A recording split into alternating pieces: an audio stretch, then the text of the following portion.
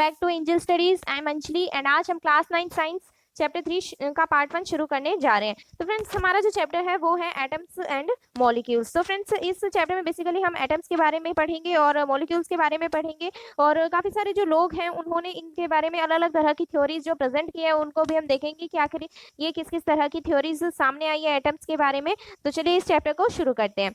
Ancient Indian and Greek philosophers have always wondered about the unknown and unseen form of matter। तो friends जो ancient प्राचीन काल के जो इंडियन और ग्रीक फिलोसोफर्स हुआ करते थे वो हमेशा से ही जो अननोन और अनसीन फॉर्म है मैटर की उसको लेकर बहुत ज्यादा आश्चर्यचकित रहे हैं, आश्चर्य में रहे हैं।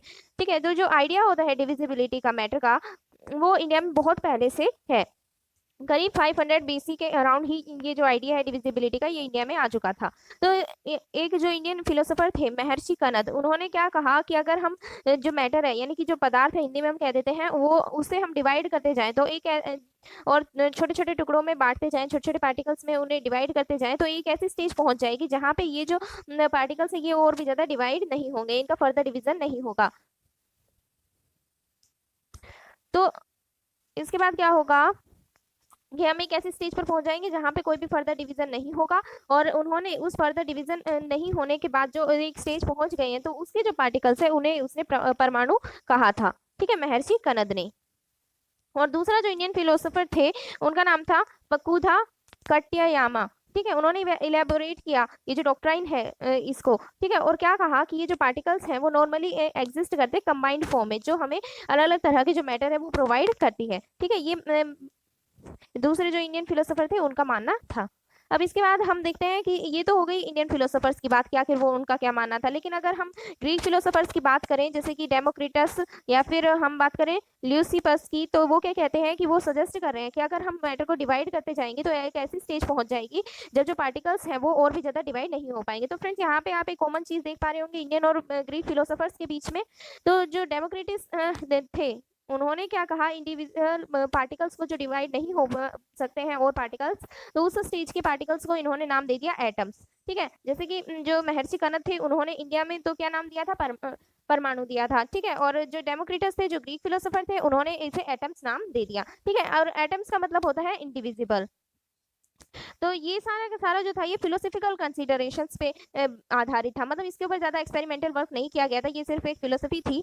और ये जो आइडियाज थे could be done till 18th century, ये 18th सेंचुरी तक इनके ऊपर ज्यादा एक्सपेरिमेंटल वर्क नहीं किया गया था, ये सिर्फ और सिर्फ एक फिलोसफिकल थ्योरी थी। ठीक है, और 18th सेंचुरी के अंत तक आते आते जो साइंटिस्ट थे उन्होंने डिफरेंस पाया किस चीज में, एलिमेंट्स और कंपाउंड्स में, और इस बात को लेकर वो बहुत ज्यादा इच्छुक नजर आए कि आखिर जो ये एलिमेंट्स हैं ये कंबाइन कैसे होते हैं और जब वो कंबाइन होते हैं तो आखिर क्या होता है। तो ये सारी जो चीजें हैं इनके प्रति जो साइंटिस्ट है उनकी क्यूरियोसिटी बढ़ने लगी थी। तो जो एंटोनी एल लेवोइजियर थे उन्होंने किसकी फाउंडेशन की, मतलब किसकी जो नींव डाली, उन्होंने क्या कहा कि जो दो केमिकल कम्बिनेशन जो होते हैं उनके उन्होंने दो लॉज ला दिए। अब देखते हैं ये दो लॉज जो लाए हैं एंटोनी एल लेवोइजर, इनको देखते हैं। तो फ्रेंड्स ये जो लॉज है इनको पढ़ने से पहले मैं आपको बता दूं कि ये एक बहुत ही ज्यादा इंपॉर्टेंट क्वेश्चन काफी बार पूछा जाता है कि ये जो लॉज ऑफ केमिकल कम्बिनेशन किसने किया था, तो फिर आप वहाँ पे ये एंटोनी एल लेवोइजर लिख दीजिएगा, तो ये आपको ये अच्छे से याद रखना है। तो चलिए देखते हैं लॉज ऑफ केमिकल कम्बिनेशन कि आखिर इसमें क्या गिवन है।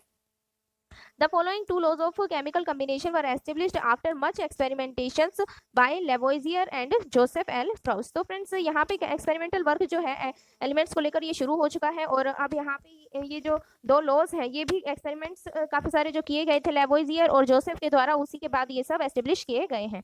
तो पहला लॉ है the law of conservation of mass. तो देखते हैं आखिर इसमें क्या गिवन है। क्या एक चीज हमसे पूछ रहे हैं कि क्या कोई चेंज आएगा मास में किसी केमिकल चेंज के बाद, कि मान लीजिए अगर आपने दो चीजों का के बीच में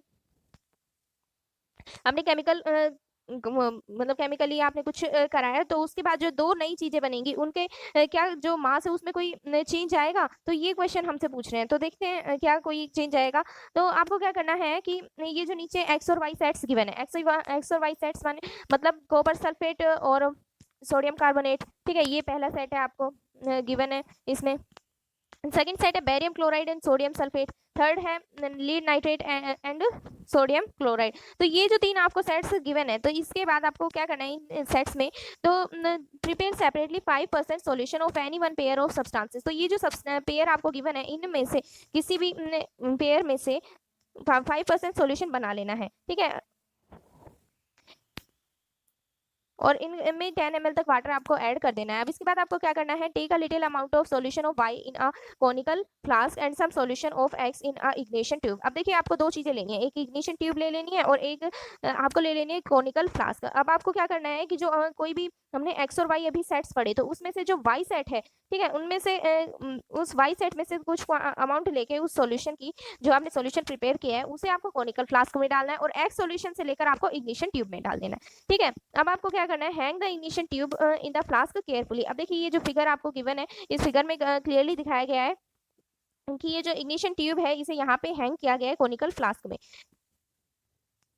ठीक है। और आपको एकदम सावधानी पूर्वक इसे ऐसे ही खड़ा कर देना है और एक कॉर्क लगा देनी है फ्लास्क के ऊपर। देखिए यहाँ पे एक कॉर्क आपको दिख रही होगी, ये तो ये आपको लगा देनी है कोनिकल फ्लास्क के ऊपर। तो अब आपको क्या करना है कि ये जो फ्लास्क है अभी इस मोमेंट पे, ठीक है, ये जो फ्लास्क है इस मोमेंट पे इसको आपने वे कर लेना, मतलब इसका आखिर कितना वेट है ये आपको देख लेना है। फिर अब आपको क्या करना है कि ये जो फ्लास्क आपने अंदर डाली, सॉरी ये जो आपने इग्निशन ट्यूब अंदर डाली, ये थ्रेड की हेल्प से आपको इसे हल्का सा तिरछा कर देना है और इस तरह से तिरछा कर दीजिए कि ये दोनों दो जो सोल्यूशन है एक्स और वाई ये आपस में मिल जाए, ठीक है। अब आपको फिर से इनका वेट चेक करना है। अब आपको देखना है कि जब ये रिएक्शन हो रहा है कोनिकल फ्लास्क में इन दोनों का, तो क्या हो रहा है, ठीक है, रिएक्शन होने पर क्या चीजें आपको नजर आ रही हैं। आपको क्या लगता है कि ये जो केमिकल रिएक्शन है वो हो चुका है। Why should be put a cork on the mouth of the flask. अब देखिए हमने इस कॉनिकल फ्लास्क के ऊपर एक जो ये रबर कॉर्क, सॉरी एक सिंपल कॉर्क लगाई है, तो ये हमने आखिर क्यों लगाई है, तो ये क्वेश्चन भी हमसे पूछ रहे हैं। क्या जो मास होता है फ्लास्क का और उसके जो कंटेंट्स है उसका वो चेंज होता है। आपने पहले वेट किया, फिर उसके बाद केमिकल रिएक्शन कराने के बाद आपने वेट किया, तो इन दोनों के बीच में क्या आपको कोई डिफरेंस नजर आया। तो देखते हैं इसका आंसर। तो ये जो law of conservation of mass है, ये जो हमारा पहला लॉ है, ये हमें ये स्टेट कर रहा है कि जो मास है उसे ना ही तो क्रिएट किया जा सकता है और ना ही उसे डिस्ट्रॉय किया जा सकता है। इससे हमें क्लियरली ये पता चल रहा है कि जो वेट है उसके अंदर कोई भी ज्यादा डिफरेंस क्रिएट नहीं होगा। अब इसके बाद हमारे एक जो हमें लो गिवन है वो है लो ऑफ कांस्टेंट प्रोपोर्शन। आप देखते हैं इसमें क्या गिवन है। तो लेवोइजियर जो थे उन्होंने और साइंटिस्ट के साथ मिलकर ये नोट किया कि काफी सारे जो कंपाउंड्स हैं वो दो या दो से ज्यादा एलिमेंट से मिलकर बने हुए हैं और हर इस तरह का जो ये कंपाउंड है उनमें सेम एलिमेंट है और सेम प्रोपोर्शन में है, ठीक है। ये जो कंपाउंड है जैसे उसमें दो एलिमेंट्स है तो दोनों के दोनों एलिमेंट्स सेम मतलब उनका जो प्रोपोर्शन है वही रहता है, ठीक है।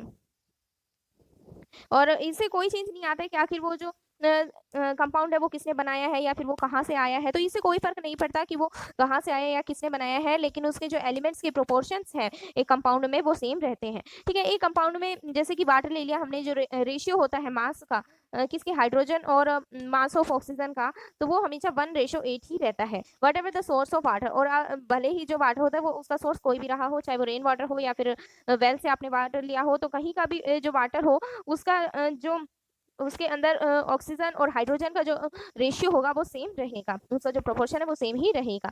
इसका मतलब ये है कि जो 9 ग्राम है वाटर का उसमें क्या होगा, क्या मिलेगा आपको, 1 ग्राम तो आपको हाइड्रोजन मिलेगी और 8 ग्राम आपको ऑक्सीजन हमेशा मिलेगी। उसी तरह से अगर हम एमोनिया, नाइट्रोजन और हाइड्रोजन, ठीक है, एमोनिया में हमेशा नाइट्रोजन और हाइड्रोजन जो है उनका जो रेशियो होता है वो 14:3 में होता है, ठीक है। अब चाहे आप किसी भी सोर्स से या फिर किसी भी तरह से भले ही आप एमोनिया को ऑब्टेन करें। तो this led to the law of the constant proportions which is also known as the law of definite proportion.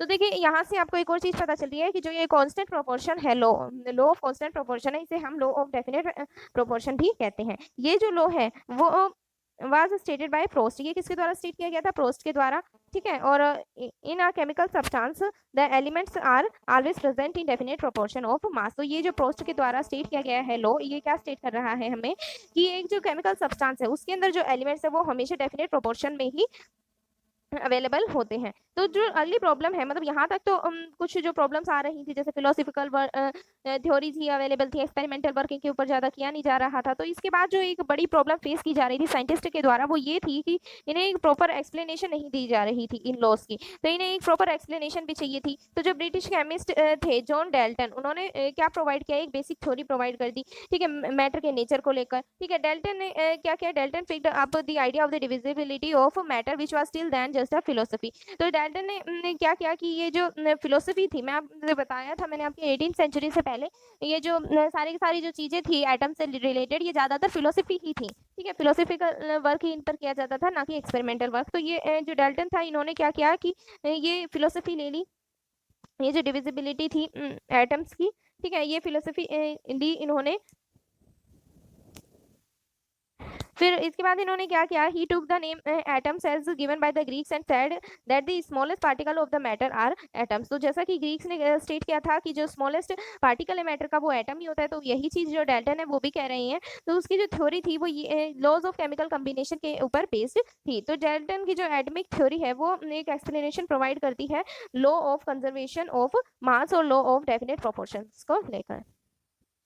तो यहाँ पे जॉन डेल्टन, जो कि डेल्टन का एक पूरा नाम है, उसके उनके बारे में कुछ चीजें गिवन है। तो आप यहाँ से देख सकते हैं कि जो जॉन डेल्टन थे, उनका जो जन्म हुआ था वो एक गरीब बुनकर की फैमिली में हुआ था 1766 में इंग्लैंड में। ठीक है, उन्होंने अपना कैरियर एक टीचर के रूप में 12 की एज में, मतलब जब वो 12 साल के थे तब उन्होंने टीचर का काम शुरू किया था। 7 साल बाद वो एक स्कूल के प्रिंसिपल बन गए थे। और 1793 में जो डेल्टन थे, उन्होंने वो मैनचेस्टर चले गए थे, ठीक है, मैथमेटिक्स पढ़ाने के लिए, फिजिक्स पढ़ाने के लिए और केमिस्ट्री एक कॉलेज में। ठीक है, प्रिंसिपल के बाद वो क्या थे कि कॉलेज में पढ़ाने चले गए थे, फिर मैथमेटिक्स, फिजिक्स और केमिस्ट्री। इन्होंने अपनी ज़्यादातर लाइफ टीचिंग में ही वहाँ पे गुजार दी और रिसर्च करते रहे वो चीज़ों पर। 1808 में उन्होंने एटमिक जो थ्योरी थी वो उन्होंने प्रेजेंट की, जो कि एक टर्निंग पॉइंट था मैटर की स्टडी को लेकर। तो ये सारी जो चीज़ें हैं, और इसके बाद जो डेल्टन की जो एटमिक थ्योरी है, इनसे रिलेटेड कुछ बातें हैं, ये हम नेक्स्ट वीडियो में कवर करेंगे। तो आई होप आपको इतना चैप्टर समझ आया होगा। अगर आपको वीडियो पसंद आती है तो इस वीडियो को लाइक कीजिए, शेयर कीजिए और इस चैनल को सब्सक्राइब कीजिए। Thank you.